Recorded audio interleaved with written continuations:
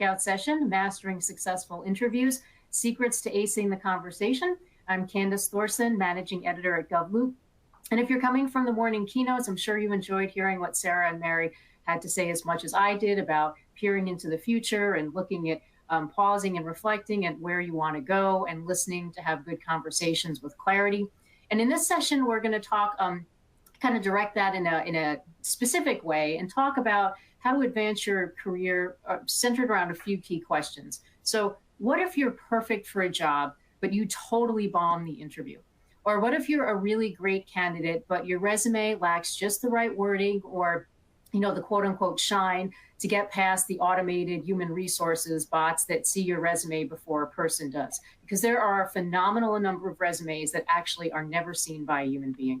So in modern government hiring, there really are key strategies that employees need to know to get the job of their dreams. We have an expert today who's going to share insider tips on what makes a successful interview, what questions to ask and not ask, and how to present your previous work in the most flattering light. I have a few housekeeping items, though, I just really need to get through first. If you're on Twitter, or now called X, we'd love to know what you've learned, so please use the hashtag NextGenGov to share takeaways.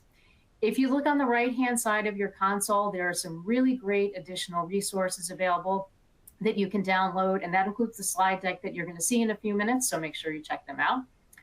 We don't want you to run into technical problems, but they happen. So if you have trouble, just put a message in the Q&A tab, and Julia, my colleague, will help you out. You can use that Q&A portal to ask questions of our speaker, so drop them in whenever because she looks forward to answering them. And we also have an open chat available for you so that you can talk among your attendees. And so don't be shy. That chat is in the top left of your screen, and we can see already that a bunch of you have already found it. And if you miss information or you just want to go and review this again, don't worry, because tomorrow, just check your inbox and we'll be emailing you a link to the entire event. And finally, we are giving 1 CPE credit for your participation in today's session. So you need to do 3 things to get it. First, stay and participate for the whole thing. Take all the polls, and then fill out the post-event CPE evaluation form.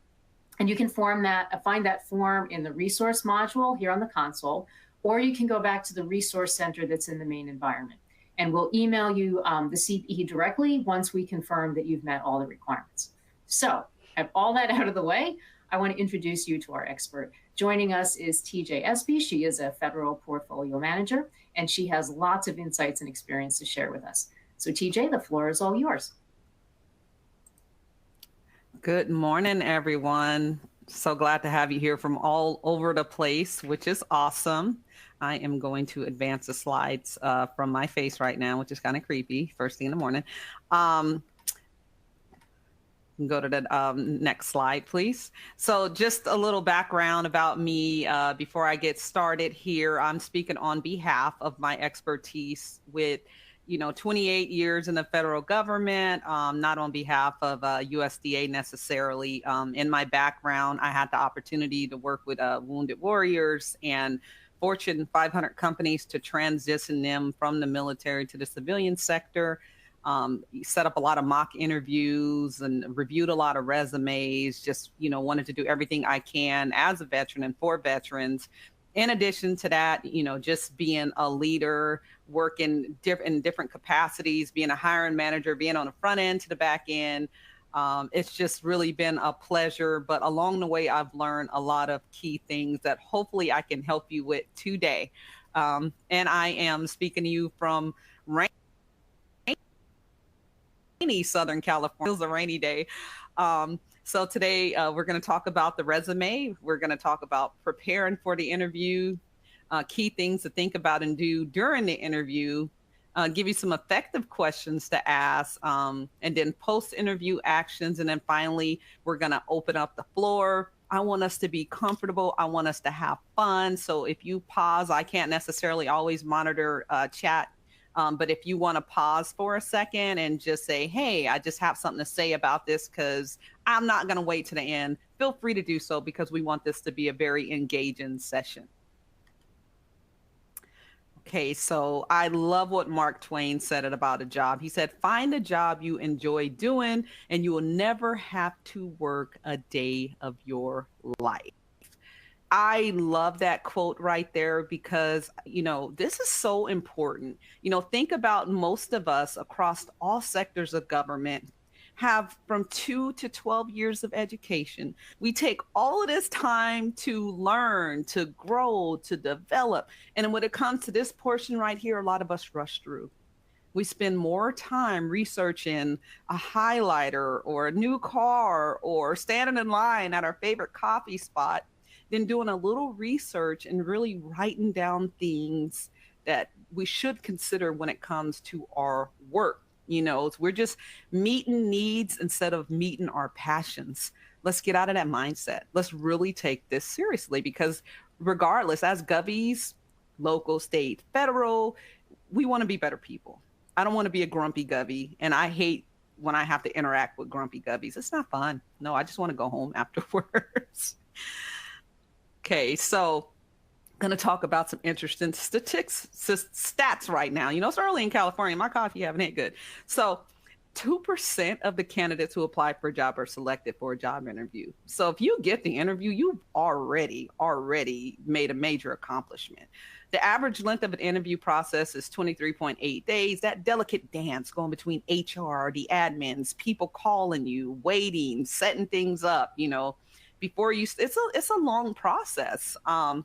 It costs a candidate on average about $72, and that's probably an old stat. They didn't probably consider like inflation today, post, pandemic. And pre-pandemic, most were face-to-face, but now most are carried out by a video chat. And as a hiring manager, sometimes we will say, okay, you can choose. Either you can do it virtually or you can come in. Other hiring managers may say, I want everybody to do it virtually. Just, we don't want any inequalities here. We want it to be fair.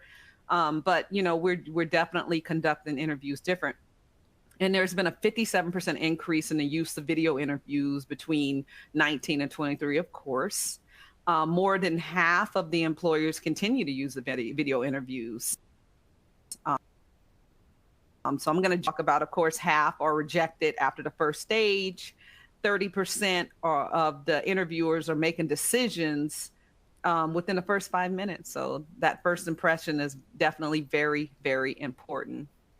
And 93% of us experience anxiety. That's normal. If you're anxious, if you wake up in the middle of the night, like, oh my gosh, my clock didn't go off. Is it set? I'm tired. I got to use the bathroom. You never wake up before, but now all of a sudden, you're anxious because this may be that one job that you really want to do. And can I perform well? So it's important. So that's normal if you have a little anxiety around job interviews. Let's keep going here. Okay, so let's talk about the resume. So this is what's going to get your foot in the door here. So resumes are so important. You do not want that resume to go to file number 13 before you even get started. So you want to make sure you're doing some tailoring of your resume. And if you have a background in multiple industries, have one for each or whatever you want to do. So have a few different go-tos that you can minimally update. And so you got to make sure the information is relevant. Keywords count. If somebody told you, oh no, we don't let that's all lies. Keywords count. If you're not including some of that key language, those bots are not even going to get your resume to HR. You have to put those keywords in. So that means that you're going to have to spend some, stay up a little late and update your resume just so that you can make that first glance, So you're going to have to review each announcement carefully, go through, take out, translate. Okay. But don't copy it verbatim. As a hiring manager, we can see if somebody just did the whole copy and paste and change up the fonts. That's not good.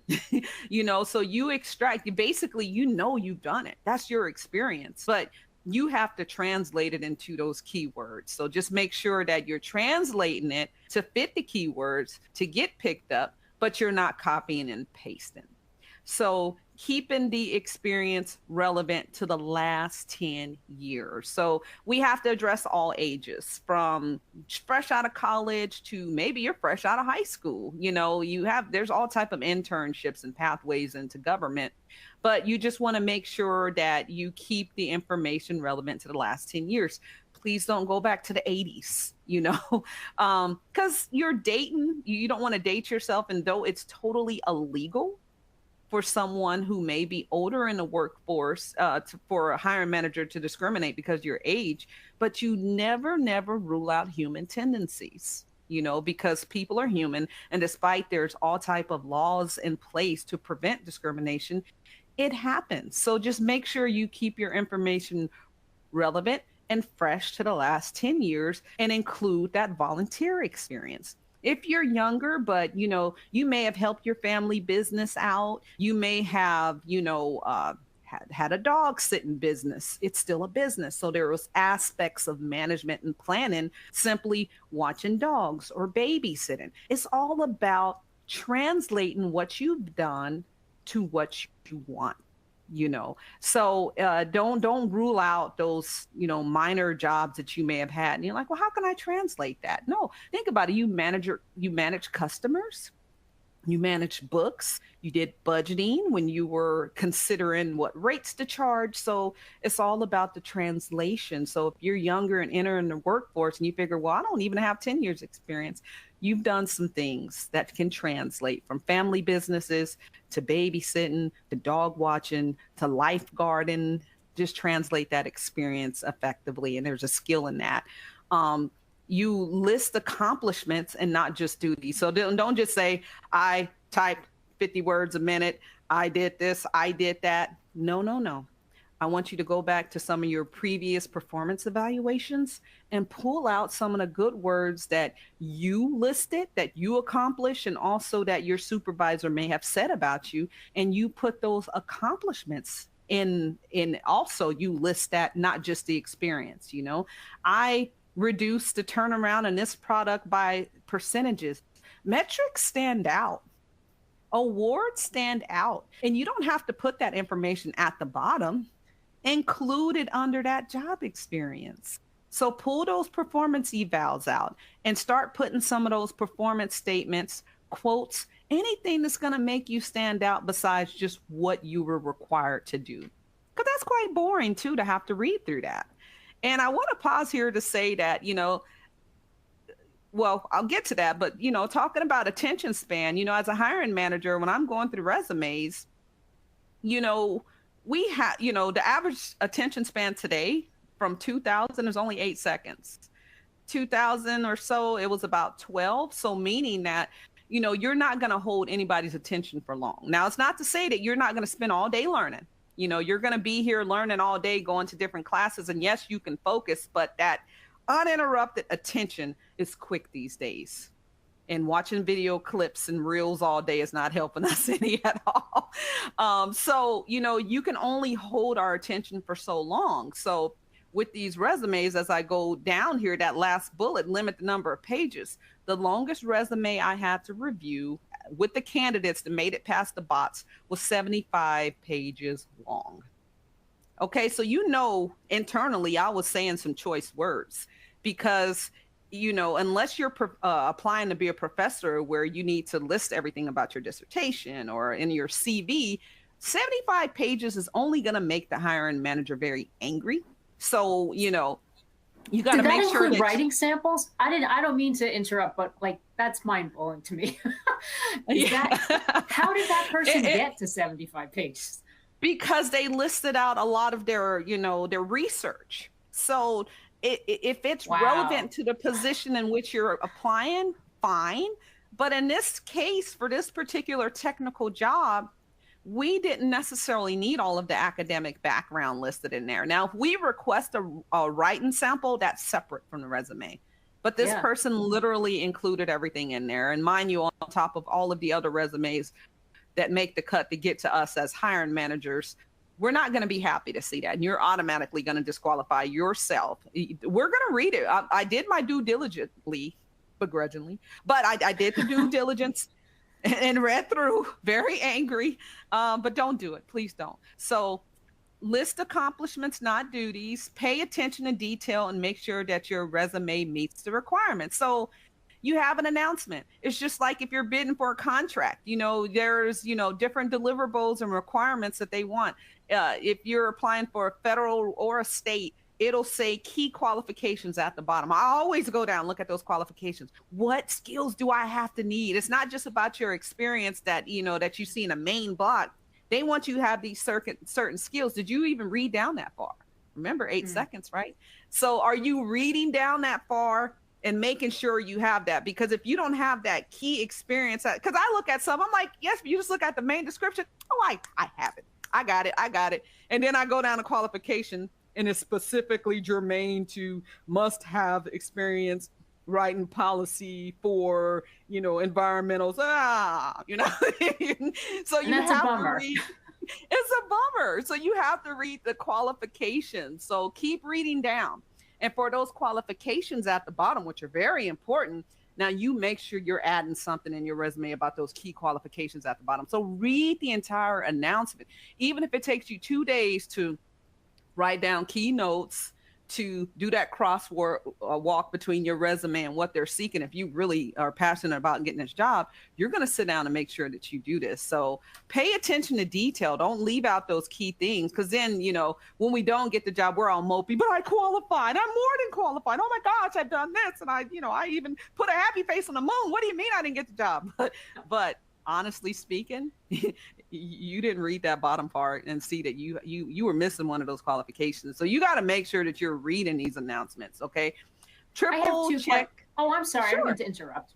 No, I have two, I guess, specific questions because there are so many different templates. Like if you look for a job, there are all these places where you can get free templates, and some are totally contradictory. But when you mention keywords, like there's an option. Are you referring to at the top, some templates have, where you list keywords, or should you just is it okay to put the keywords in, when you're talking about the things you've done in each position, or should you do both, or does it matter? I realize that's a very specific question, but I know when people are looking for jobs and knowing that, only so many people actually get to be reviewed by a human being, it's very confusing. I would put in as many as possible. I mean, some people do strange things, not saying that you should do it, but some even put keywords, make them invisible and white font, and they will do anything to get picked up by. So I would say if you have that opening objective, you can put them there and then put them in each experience, weave them through your experience. I weave them everywhere to make sure that I make that cut. So, okay. Yes. And then it's actually okay to put your awards and all that kind of stuff, to mix it in with your job things, as opposed to, because I was always trained years ago that you're supposed to you break it down at the end because it's easier to read, and that's where people.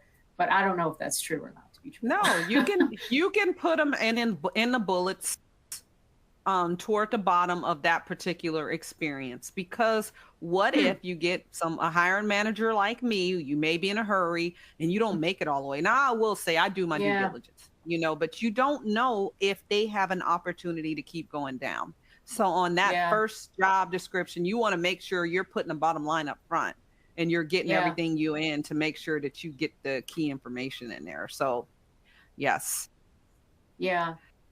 We have a question. I apologize for. Sure. Is it? Yeah. Okay. So, older workers may have spent 10 years in one position, but experience in a previous job that is applicable. Should they use a format that doesn't focus on dates?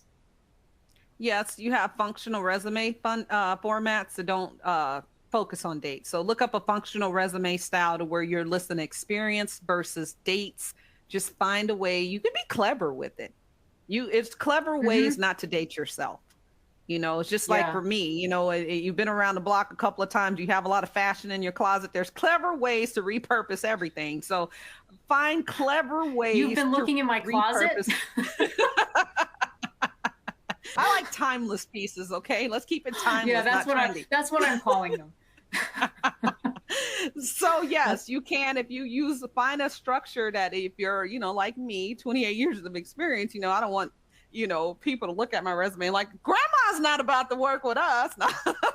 So, these are, think about it. We have a young workforce these days. Sometimes they're thinking, we can be a big kid on the inside, very young and vibrant, but they're looking at your resume. If you have 30 years back, and oh no, Papa's not working with us. These are human tendencies. So just make sure you're being mindful of that. And these are things I never thought of when I was in my 20s, like, I'm going to be young forever. Yeah. But then that clock keeps going. And before you know it, you're not the youngest person in the room anymore. So keep those things in mind. I have one more question related to resumes before we move on, but I think this could be helpful for a lot. Terms are different, and at times the change in report has not reached all agencies. So how do you address such as triannual reports, et cetera? I guess the question is, how do you address when terms between agencies do not necessarily translate? They're not necessarily the same. Like, it's the same job, essentially, I think is what the comment is. It's the same functional job, but it may be called something somewhat different. So I guess if a bot is picking something up, you also don't want to lie about what you put on your job. But is there anything you can do to sort of address that? Yes, it's a play on words. You're not lying. It's just different agencies use different jargon. You may call it one methodology here, you call it something else, but it's all the same methodology, or it's all the same work. It's not lying to translate your duties to fit. Now, if it's a specific system, which they try to deter us from doing in federal governments, from, we say we want folks from the outside to join, but then we have all of these specifics in the announcements. That's not fair, so we're trying to do better about making sure that these are, it's broad and it's fair. So if you have to change some of the jargon to translate to the next agency, that's A-okay. You're not lying, but everything's a play on words. Right. That's very helpful. I'm sorry. Continue with your next. No, I love this. Thank you for the questions. All right. So we talked about our next resume. one is a poll question. Yes. So we're going to go. So go ahead. Oh, so the question is, what is the average number of pages for a government resume? 6 to 7, 3 to 5, 1 to 2, and 8 to 10. And we'll give everybody about 60 seconds to answer it. And just a reminder, this is one of the ones that you need to answer in order to get your CPE credit.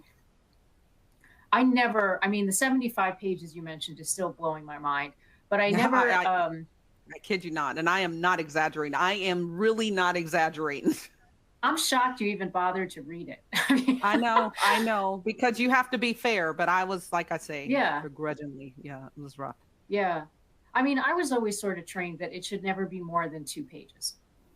Yes. Because but I don't know if that's accurate anymore. So, it depends on your sector. Private sector, you better really put your bottom line up front and keep it concise, because those recruiters are going through quick. And they want everything concisely presented on the private sector side. If you're considering going out to the private sector, you should have separate private sector resumes that are much more condensed. So it's okay to have, so government sector can actually be longer then? Absolutely. Government sector. That's good to know. Yes, absolutely. And thank you for asking that. That's a very good question. Yeah.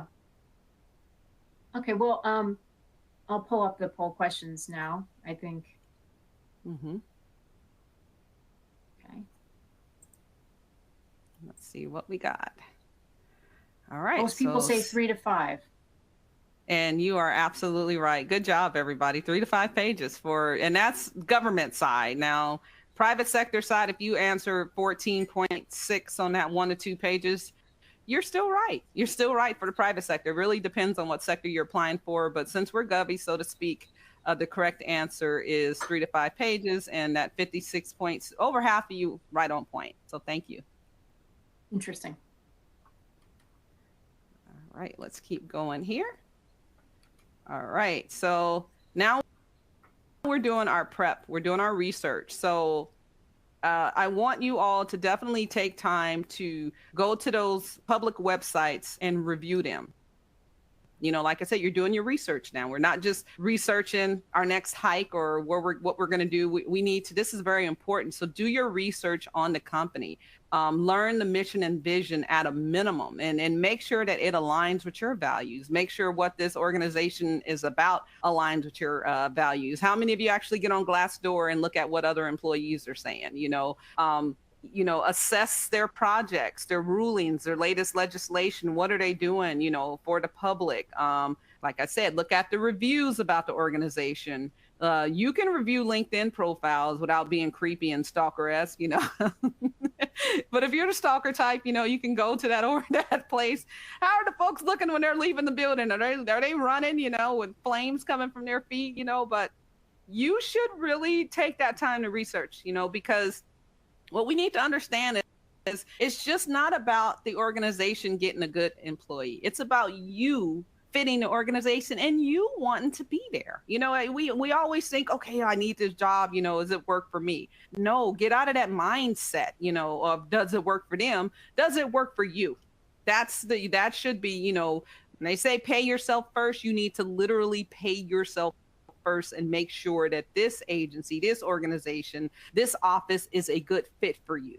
Because I've talked about in other presentations that if you're in a wrong space, it can lead to mental turmoil. You do not want that. So take the time to make sure on the federal side, we can look at best places to work and look at their employee viewpoint survey data. And I'm sure they have something similar on the state side where you can look and see, this is a good culture. This is somewhere that I would want to be. I always do it, and NASA has won for years. I don't, I'm not an engineer and I don't have any experience to work there, but people are generally, I look at things like that. It's very important to make sure that you're doing your research.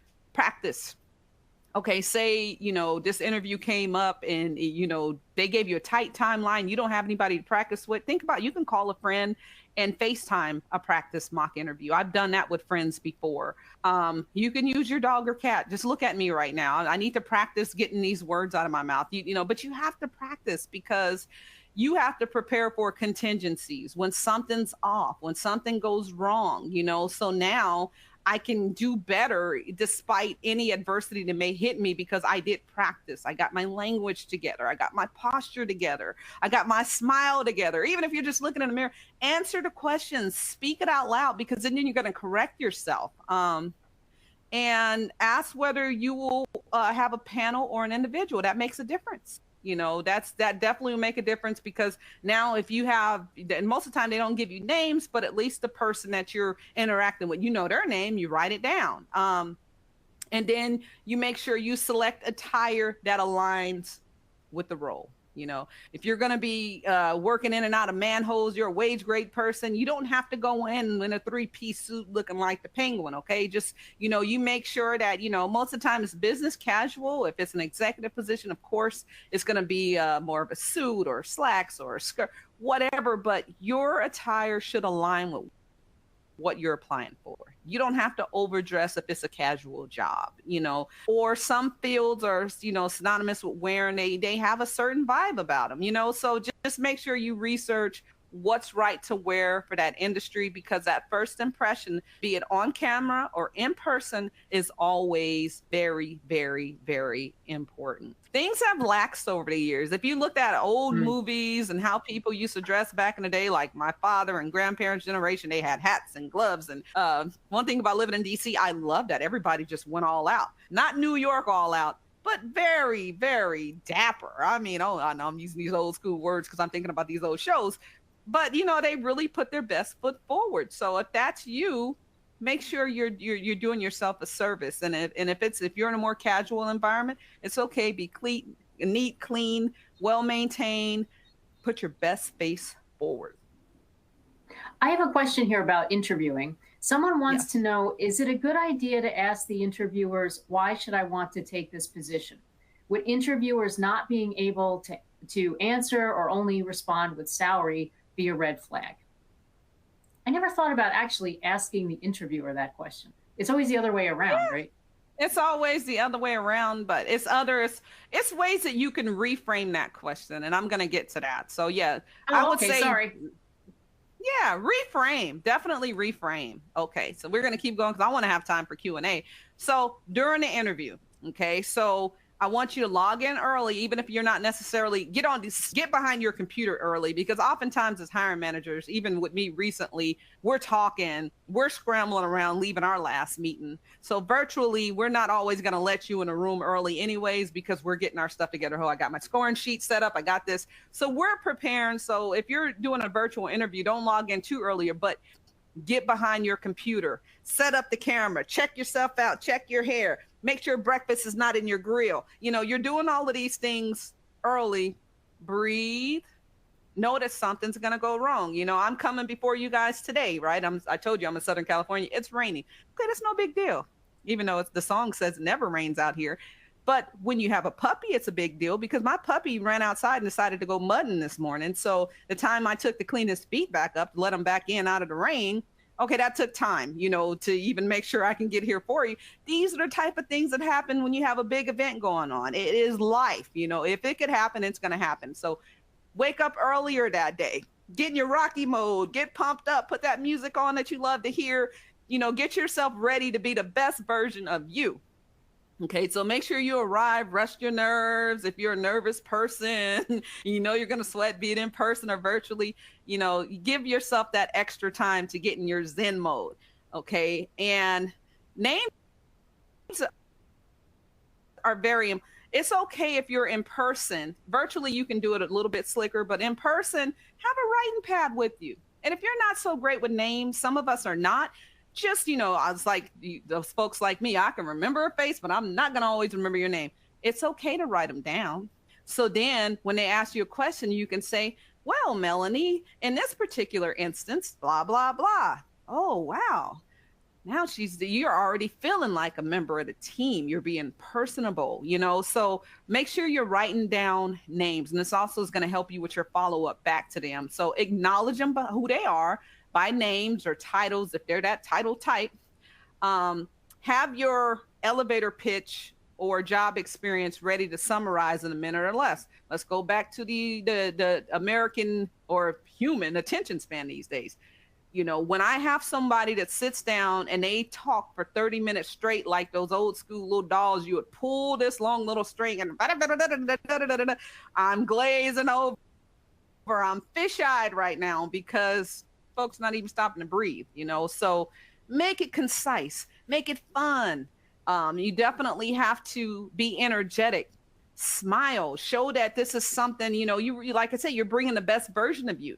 So if you have a flatten effect in our psychological world, it's, I worked with a cool team. We delivered on time. You're flat. There's no enthusiasm, no inflection in your voice. And then we did, have some inflection, go up, go down, show your range, this is showtime. So, try to avoid, if you're a flat person like Eeyore, I have my Eeyore days, admittedly, especially in the morning, so if you have Eeyore tendencies, I would just say, work on inflection, work on changing it up. Because even as, what I'm thinking, especially when I'm supervisors and I'm potentially hiring another supervisor and this person has that flatten effect. Oh man, I'm going to be at meetings with this person and I'm going to hit my head and have head injuries, because they're going to bore me to death. So just understand that they're looking at you like, how is this person going to blend in with us, with our culture? So they're thinking about things as you're doing things. So you keep that in mind. So have that summary ready and use open and friendly body language, not scared and nervous. You're rocking and twitching necessarily. Yes. And like somebody just pulled you out of to just make sure that you're calm, that you do something to ease your nerves, that something, your body language is not too distracting. But if you have a panel and you're not dealing, even if you're dealing one person, look at everybody on the panel. Make sure your head is moving from left and you're engaging with everybody, okay? Eye contact here in the States is very important, but don't stare. I'll never forget, I interviewed on a panel a candidate, and he had a flatten effect and a hard stare, okay? To this day, I put concealer over those two holes I have in my head. right now because it linked or anything. And I was like, this is kind of creepy. Mentally, I'm not focusing on this interview. I'm focusing on, will you get those eyeballs off my head? You know, we're human. So don't stare hard. Make sure your eyes are, you know, you're making eye contact. But if it's a panel you're looking at, addressing everyone. If you're a male and you're from a culture where you generally just speak to males and that's normal, and in our culture, you don't want to just focus on looking at just the male. You look at everybody, you know. So if you have any cultural tendencies that may offend another gender, you make sure that you don't display those. You have to really, you know, make sure that you're being fair with the people that you're speaking with. So, you know, just little things like that. Open a smile, you know, it's delivered differently when you're smiling and you're enthusiastic versus that flatten effect. Like when I leave here, I'm going to go back and jump in my hole again. So build a story around your responses and make sure the answers are relevant to the question. So this was big recently on, I sat on a hiring panel and we asked a person a question. This individual didn't have any experience related to it, but this individual went on a tangent, not addressing what we asked. A lot of times I would say 20% of the questions I ask, somebody's talking about something that's not relevant to the question. That writing pad I told you about, it's okay. We're not expecting you to just blurt out everything on the spot because we're all different thinkers. We're mindful of that. So write down the question, pause. It's okay. We pause. It's a natural pause. And then formulate your answer, and then you answer with enthusiasm. It's okay to write it down. Okay? But what you don't do is just start blabbing off anything that's not relevant. But address the fact that, you know, I may not necessarily have my PMP right now, but I do have a Fat Core PPM, and it's more relevant to federal project management and blah, blah, blah. Oh, I may not be a Scrum Master, but we did something similar. So address the fact that you don't have that experience. You know, that's showing that you're paying attention as opposed to just talking about something else. I can't say that enough because we're scoring you based on your experience, right? So if you're going off on a tangent with nothing to do with the experience, guess what you're getting for that particular question? I'm just saying. So just make sure you're keeping it. But if you know, bring it back in and you can communicate something relevant next to that, okay, you're getting some points there because it may not be specific, but your experience relates to what we need, you know, because it's so much experience. You're not going to know everything about the job. There's some 20, 30, 40% opportunity to grow in every role that you do. So it's okay not to know everything. So build that story. And then positively frame all comments about the previous employer. Of course, don't bash any previous employer because that's not gonna, you know, look well. And listen, like I said before, listen to those questions. Don't be so quick to answer. Listen and take it in. If you don't have a writing pad, just listen, get your thoughts together, then you answer. Okay, so we're gonna talk about, you know, that question we had about, can I ask, what can your company do for me? Or not in those words, I'm paraphrasing big time, but I'm going to get to that on the post-interview portion. So during this interview, this is really, you're mindful of these things. Watch your questions on this post-interview that we're going to go into here shortly. I have a couple questions from some people. Sure. Why is it when you write notes during an interview, at the end of the interview, the interviewer wants the paper? Can you refuse? And what do you do what are the results of refusing? The reason why we want the paper is we don't want to give you an opportunity to pass that information on to another candidate that may be interviewing for the role or putting it out on some blog. You know, sometimes, you know, we're in a social media world, you know, we all want to help each other. So some people may get that information and they may put it out there. Other times it may be a sensitive position to where everything has to be a sensitive that's discussed for the privacy of the organization. And we don't know what you're writing down. We want to make sure that we're creating a fair playing field. So if you can refuse it, But then you got to ask, like, why? If you're sitting there playing tug of war, you know, in a top secret environment or something like that, you know, for various different reasons. But if you Hmm. refuse, you can say, okay, well, I didn't necessarily write any of the questions or anything relevant to what you're saying. I just kind of jotted down notes for myself. You can see them here, but I prefer to take them back with me. But if you wrote down questions, sometimes they don't want you to take those questions and give somebody else a unfair advantage. Gotcha. So, And you know, body language is so important. I personally always, when I interview or whatever the reason is, I think about like what I would want to see. And I always go on people's LinkedIn profiles for anything. Like if I'm interviewing you for an article or whatever it is, because you are not surprised by what the person looks like. And for me, very anyway, I can true. sort of mentally adjust. I know who I'm going to be talking to. And even beyond all the background stuff and their experience, I feel like I've already developed some kind of rapport. That works for me anyway. But yeah, so I would follow your advice. Awesome. Another question there before we move on? Actually, this ties back to the resume, but I think this is really great. As a young professional, do you have any recommendations for individuals to tailor their resume as they try to climb the ladder to mid-level management role? So, you know, it's very hard. Like you want to climb, and there's a certain amount of experience it requires, and yet you don't have that experience yet because you haven't been given a chance to actually get that experience. So Well, it's hard. I would recommend, like, you want to be a leader, but you haven't had that opportunity to lead. However, most supervisors were always asking you to join an IPT or a committee, right, to support the organization on behalf of that office. Take those opportunities and see if you can lead or get a leadership role on that committee, or if you are leading a different team on a different capacity, be it an ERG group, or say you lead the young professionals group for your agency and you actually lead that group, or you may have a language group or a Spanish group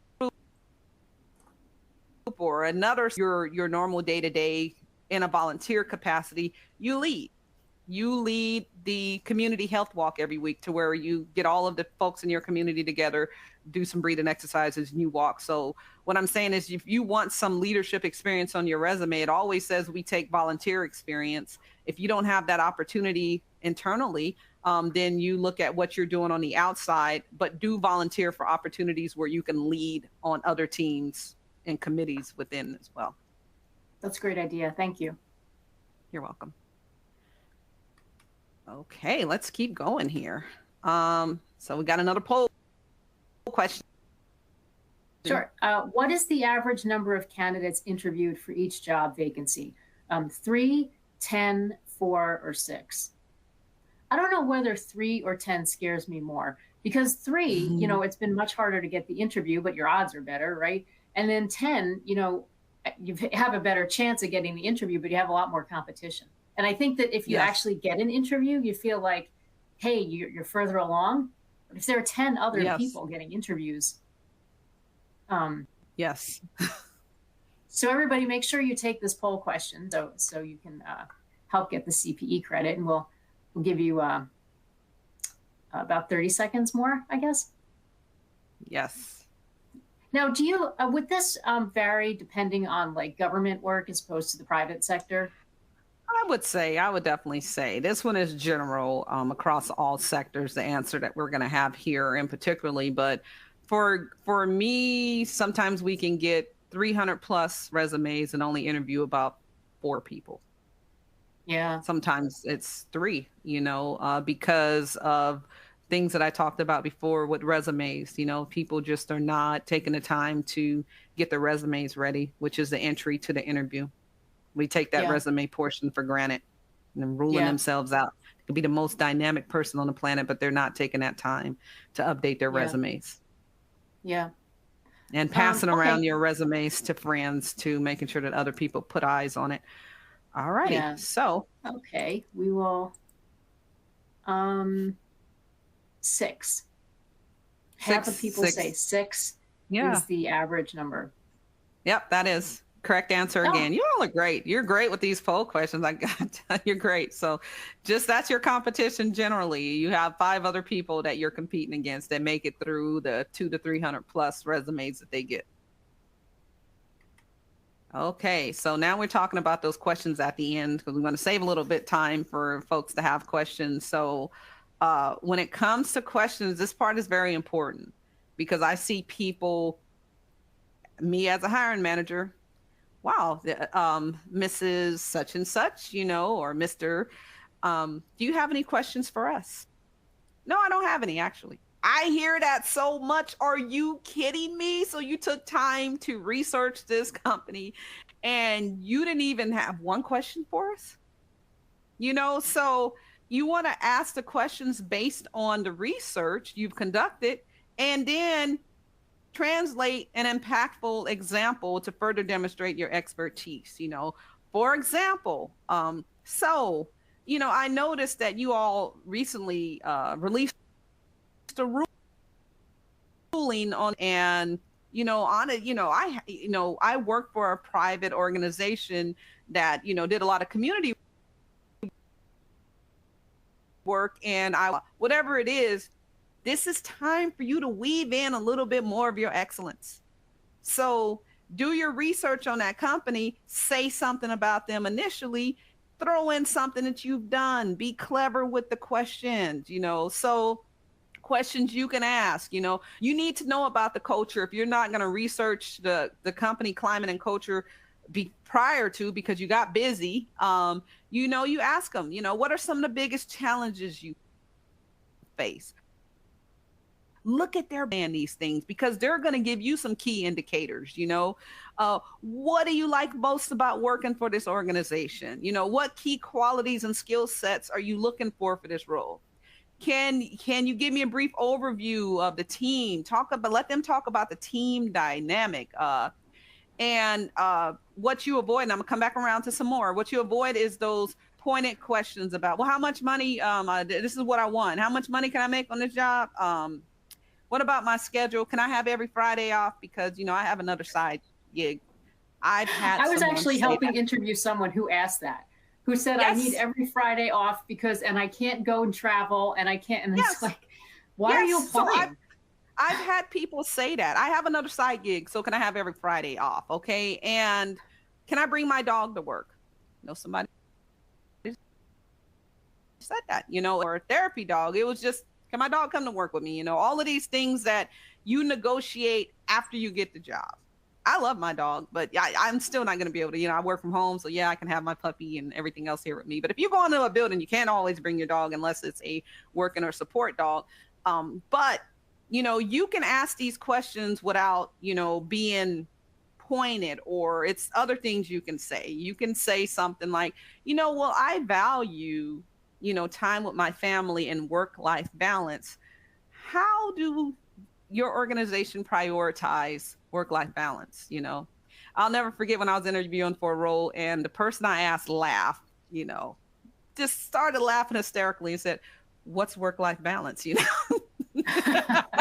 So if you get there, you're like, oh, I don't know about this, So when you ask these questions, you ask around to get the same information that you need, but look at their response. If they're like, yeah, work-life balance, so you're reading their body language to see, is this a fit for me? Remember I said, this is about us too, not just about them.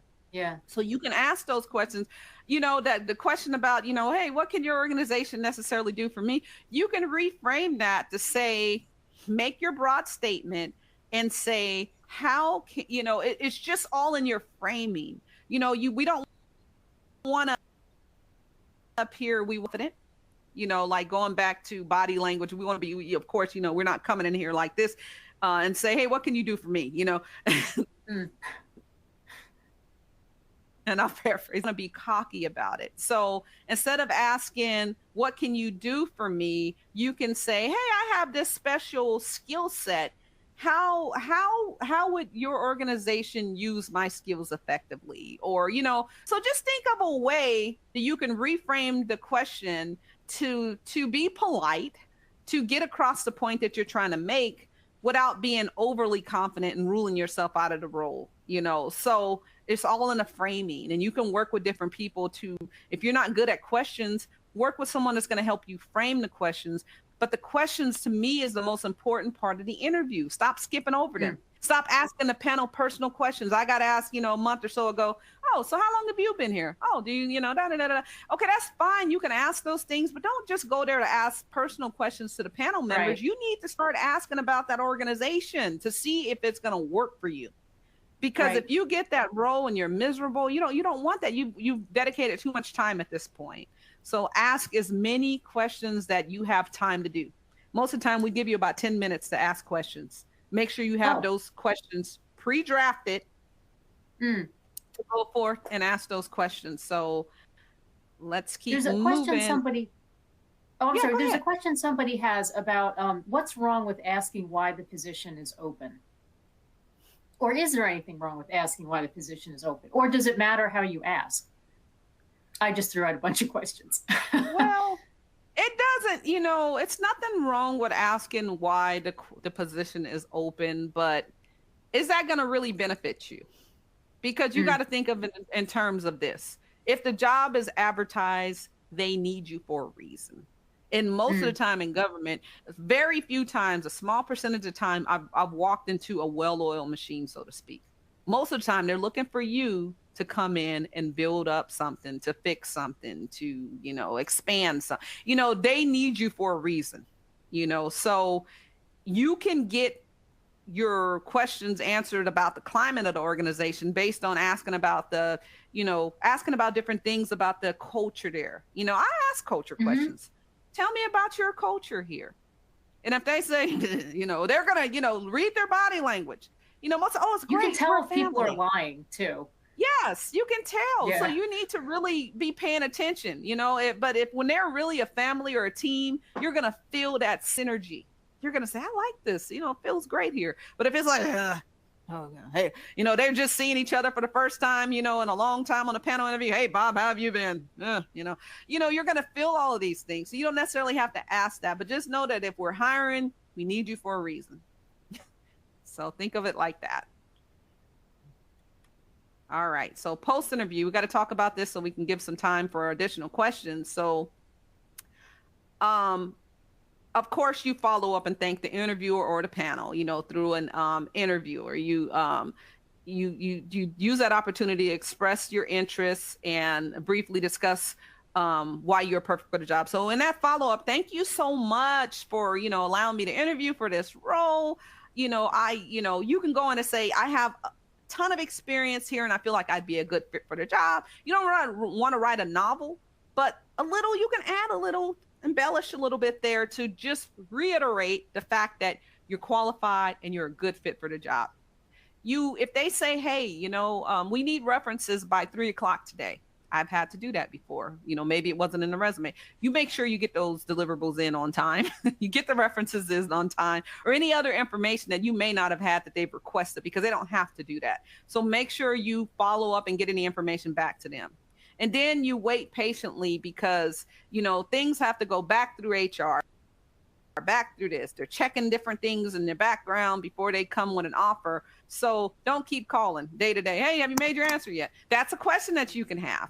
When we go back to questioning, so how long will I know whether or not I'm making it to the next interview, or, have an opportunity to serve in this role?